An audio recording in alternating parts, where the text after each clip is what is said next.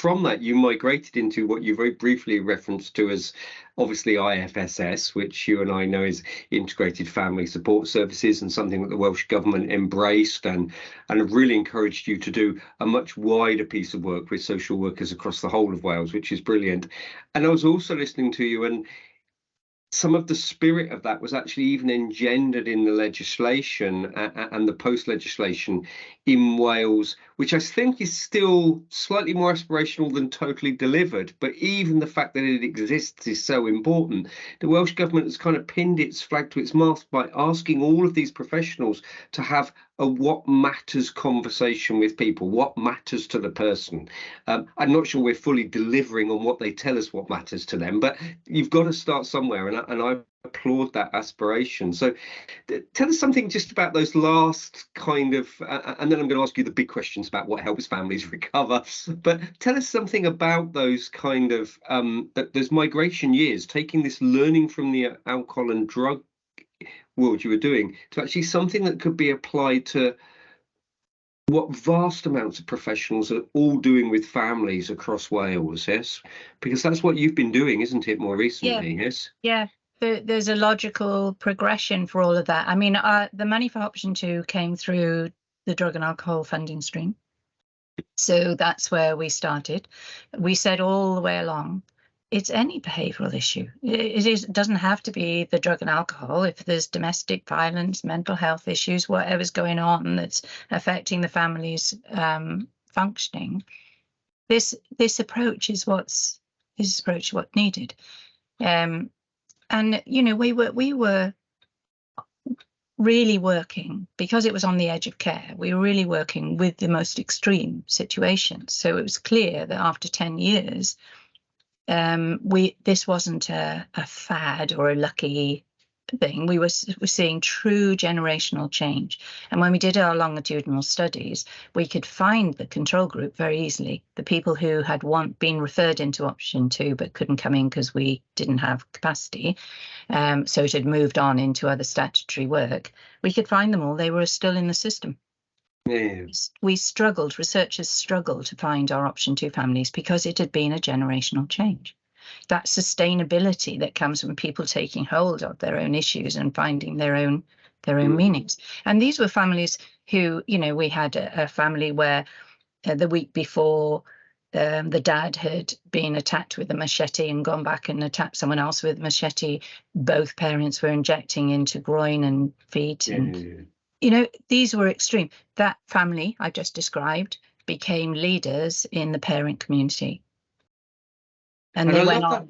I love that point you made, because actually now in my, you know, in all the work I do in the North Wales recovery community, I've got lots of young couples who we work with who are bringing up kids in fantastic environments, many of whose story I know involves their own very difficult parental experiences and drug and alcohol and all of that. So again, through however they've arrived at that change, but that change is breaking a cycle, I think, is what you've said, and I see that with them. Yes, so really, yeah. And that was evident because we were asking the question and following up on impact and so on. So it was out there, the research and the evidence, and there wasn't much around. So when the government were looking at ways that they could forward integration, and that was the main agenda, was how do we integrate all our professional groups together, but let's focus on families and bringing our looked after children numbers down, which are, as you know, extremely high in Wales. They looked for the research and found option 2. So they came to me and they said, can this be the basis of the integrated model? Yes, it definitely can. We have evidence of what works. So then we set about thinking about what that structure looked like, who the professional people would be involved, how they would relate to their own pathways into their own professions, and how they would function. So then you had a CPN, you had a drug and alcohol specialist, you had a social worker, you had a group of professionals, OTs, health visitors, and they formed one team. And then when the referrals came in, that team would look at that referral, and one person out of the team would go out because they're all doing the same thing. Yeah. They brought their specialist knowledge to bear in their reflective groups. So that was really helpful conversations to have your colleagues there, but not for the family. The family just needed one person. Just one person with the backing of all that expertise behind them, which was just so different from most of the integrated team models, because most of the integrated teams were identifying individual siloed specialisms. And then someone would have lots of people working with them potentially. Yeah, and the integration would often be no more than communication and or maybe data or pathways or paper processes. It wasn't actually what the individual families were experiencing, of course. Exactly. So the impact wasn't any different in the community just by putting a lot of professionals together in one space. And, you know, we've seen multidisciplinary teams that are in the same setting continue the very rigid siloed work with very different philosophies. Some that are not in the same area necessarily, but because they've got a value base and a principle base and a skill base that they share, they're more successful. I came across the worst example of this the other day. We went to meet with someone in the office, and it was like, can you tell me who so-and-so is? They work in this same multidisciplinary shared hub as you. And they didn't know. They didn't know. Yeah. Like, they were emailing them across the floor space. Anyway, go on, carry on. No, but that's integration in name only is the problem. And you know what we had in the IFSS was true integration. It starts with principles and so on.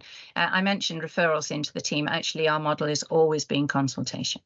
So when any professional rang into the team, they had a truly skilled consultation around what's going on in the family, the strengths in the family, the priority risks in the family, what they hoped for in terms of an outcome. So we wouldn't start the work until we were sure that the worker referring wasn't just working on the deficits, just referring in because he's got a drug problem or an alcohol problem.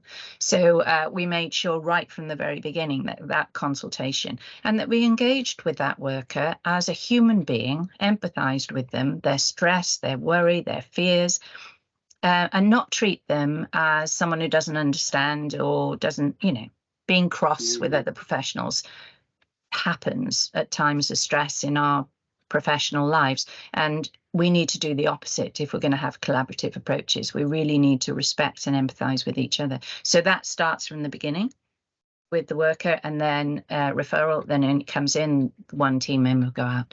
So we also had a philosophy that we would train all the IFSS members, as we had in option 2, to be trainers of others. So they delivered training themselves. So there was a concept of always rippling out the learning and enabling.